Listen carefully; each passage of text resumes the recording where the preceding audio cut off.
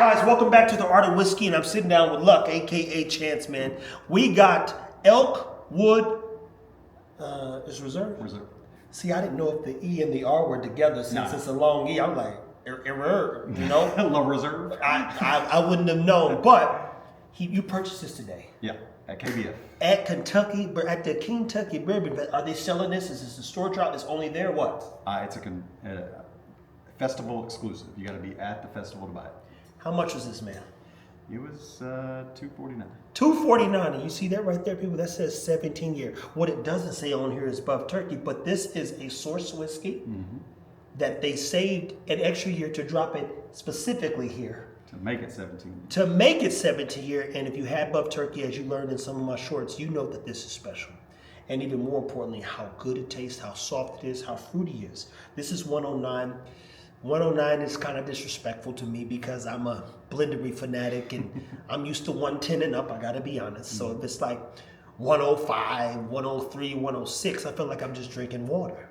But the Buff Turkeys are some good brown water, so regardless, if not, like I said in another video, this is one you want to crack with a friend, share with someone who doesn't even like whiskey, so they can learn to keep it whiskey. But Chance, go ahead and walk them through why you would open this. I said, Chance, do you mind picking a bottle and let's do some videos. And if this is the first day crack. It ain't been 24 hours. No, it's been like 5. 5 hours, $300.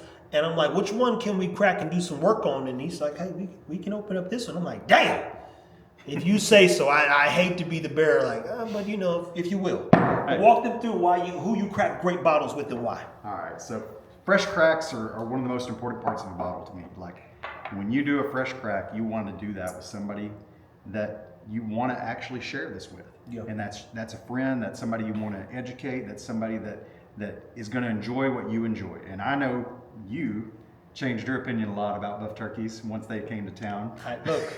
I can tell you this, I didn't record enough the first trip, but that night Tim brought me something and I was like, wow, what's that? That was today. So that night when he found them originally, I would say that they set up and drank a lot that night. It's gonna be a lot more drinking tonight, but they drank a lot and it opened up, it changed, it got better. And I had no clue at the time still what was going on. I was 4 months into whiskey, maybe three good months into whiskey, and like, dude, I come from an area where people drink to get drunk. Yeah. I've now learned the whiskey is for connecting, conversating, sharing, telling stories, and bringing some friends together. So I don't even look at liquor the same. You want to get drunk, drink vodka or tequila. If you want to enjoy your time on this earth with some amazing people, you get some whiskey, man. Yeah. You get some damn whiskey. Yeah, good whiskey forces you to slow down, right? Oh yeah, $300. We ain't about to drink this tonight. You like, hey, you get 6 ounces total. You choose how many ounces you want over the next hour or so, because when I leave, it's leaving. But you got a 6 ounce limit. That's 1 ounce every 25 minutes, buddy. For 2 hours, depending on how you break the time down. But go ahead, man, crack this over, man. Tell them anything that you know about the Buff Turkeys, your favorite one, why you purchased it, etc.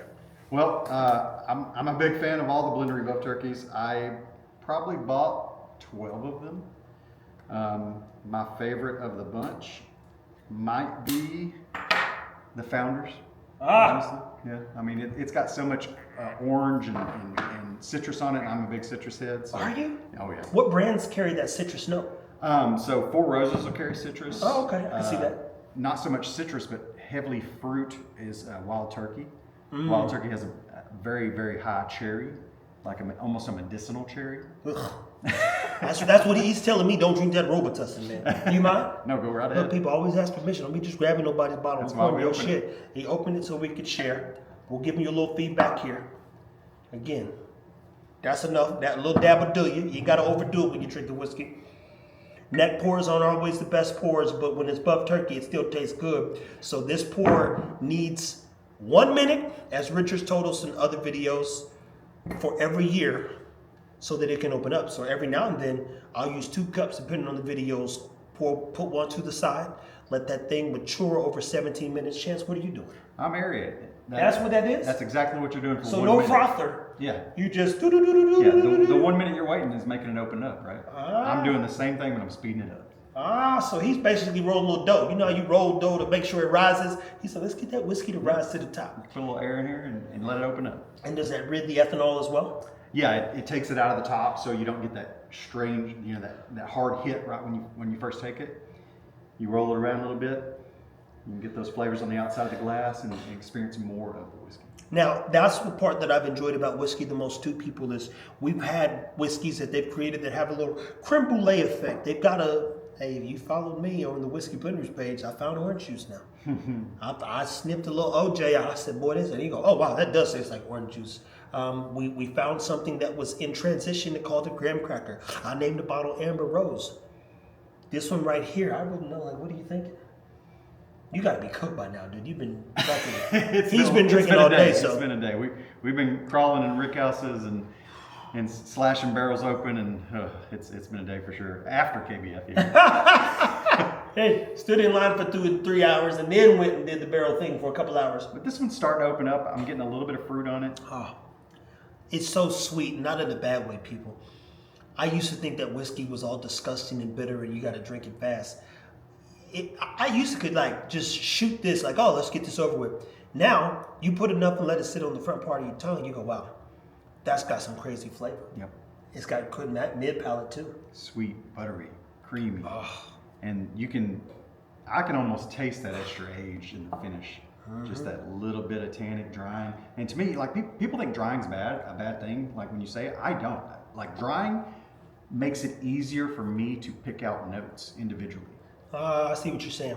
Basically, it's if you looked at ingredients. I look at it like this. I'm a food guy. I cook people. You've been part of the foods and food thing. That's what I was like, I need to quit playing because I'm really good at making food and pairing season. And I literally don't read anything on the labels. I know which ones to get. And I always smell it. Oh, that's not going to work. Oh, that's not going to work. So I'm like, if I did the same thing with whiskey, we'd be fine, which we're going to do. So what I loved is the fruit notes, the softness. And my point that I was making was, once you look at seasonings, you know how to bring them all together. So when you get that tannic note, it basically gives you perspective on how to identify what's in the whiskey.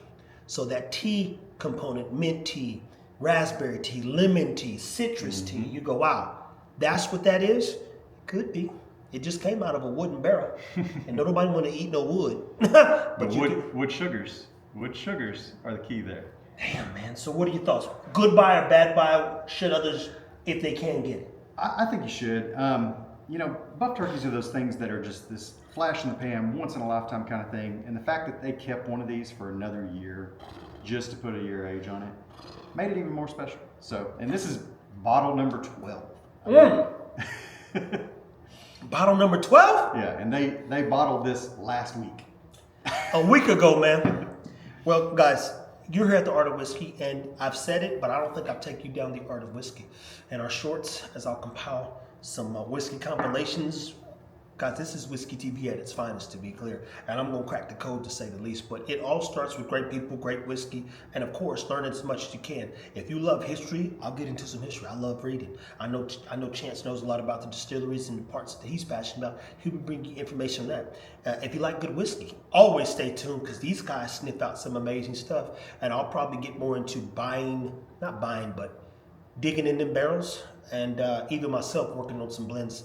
I was trying to avoid everything at all costs, if I'm being honest, guys. So you're going to see me lean into what a year of work would look like if I just do what I do and everything else, make things grow. But it does start with good people, definitely doing the work, great whiskey, and man, what a chance he gave us to try something fresh crack, pour with a buddy of mine I consider now. Chance drives a good ways when he comes to hang out with us. Hell, he drives good ways to the blendery.